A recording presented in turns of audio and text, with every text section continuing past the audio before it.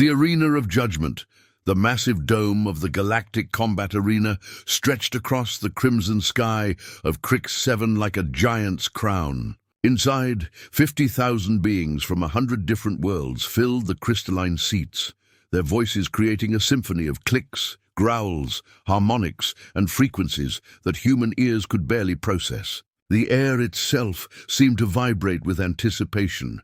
At the center of it all stood the combat platform, a circular stage made of adaptive, smart metal that could withstand the fury of antimatter weapons and energy fields capable of melting through starship hulls. This was where legends were born and champions proved their worth. Today, the arena would witness something unprecedented. Zarathul entered through the northern gate to thunderous applause. She was magnificent, a towering figure of power and grace. Her forearms moved in perfect synchronization as she acknowledged the crowd, each limb encased in biomechanical armor that shimmered with an inner light. The armor was alive in its own way, a symbiotic creation of Draxian military science that could analyze incoming attacks and adapt its molecular structure in microseconds. It had never been breached in combat. Never.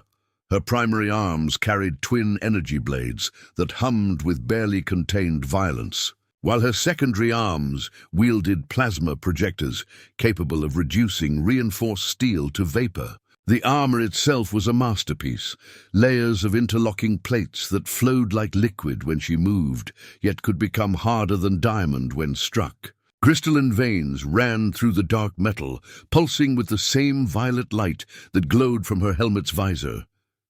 Zarathul was not just a warrior, she was a statement. In her 17 years of arena combat, she had defeated champions from every major military species in the known galaxy. The Korvax warforms with their multiple redundant combat systems, the Silicate Collective's living stone warriors, even the dreaded Void Hunters who could phase through solid matter. All had fallen before her calculated precision and overwhelming firepower.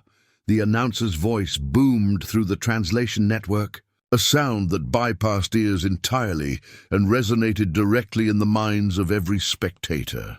And now the challenger approaches. Species designation, human. Origin world, Earth. Warrior name, Marcus Chen. The southern gate opened. The arena fell into confused silence, then exploded with laughter. Marcus Chen walked onto the platform with steady, unhurried steps. He wore simple clothing, a dark jacket and loose pants that seemed absurdly casual for a death match. His frame was compact by galactic standards, standing barely 2 meters tall with only 2 arms, and no visible natural weapons. No armor protected his vulnerable flesh. No energy shield shimmered around him. No combat enhancements were evident in his physiology, but what truly made the crowd roar with derision was his weapon. Marcus carried a wooden sword, not a molecular-edged blade disguised as wood, not some exotic alien material that merely resembled timber, just wood. Plain, honest, natural wood shaped into a curved practice sword that his people called a bokken. The grain was visible even from the highest seats. Age had smoothed its surface to a gentle sheen. The laughter built and built, wave after wave of mocking sound that would have crushed a lesser spirit. Alien species who had never agreed on anything found common ground in their amusement at this ridiculous human. Betting odds shifted dramatically. Some spectators demanded refunds, claiming this was an insult to the tournament's prestige. Zarathul's translator picked up fragments of the crowd's commentary. Is this a joke? Did someone let a maintenance worker onto the platform? That primitive stick will splinter at first contact. She felt something unfamiliar stir within her, a mixture of disappointment and offense. Had the arena organizers truly matched her against this fragile creature with his child's toy? Marcus reached the center of the platform and performed a formal bow, a gesture from his homeworld that the crowd found equally amusing. When he straightened, his dark eyes met Zarathul's glowing visor with perfect calm. No fear clouded his expression. No doubt troubled his posture. He simply stood, waiting, the wooden sword held in a relaxed guard position that spoke of countless hours of practice. Zarathul's voice resonated through her helmet's external speakers, translated instantly for all to hear. "Human, you dishonor this sacred arena with that primitive stick. I have shattered battle mechs and brought down war cruisers. Your wooden toy will not survive the first exchange. I will grant you one opportunity to withdraw and save yourself the humiliation of certain defeat." Marcus's response was quiet, but his words carried clearly across the platform. "I appreciate your concern, honored champion. However, I did not travel 7 light years to withdraw. This Bakken has been in my family's dojo for 200 years. It has taught countless students the true nature of combat. Today, it will teach one more lesson." His grip shifted slightly on the worn handle. "I am ready when you are."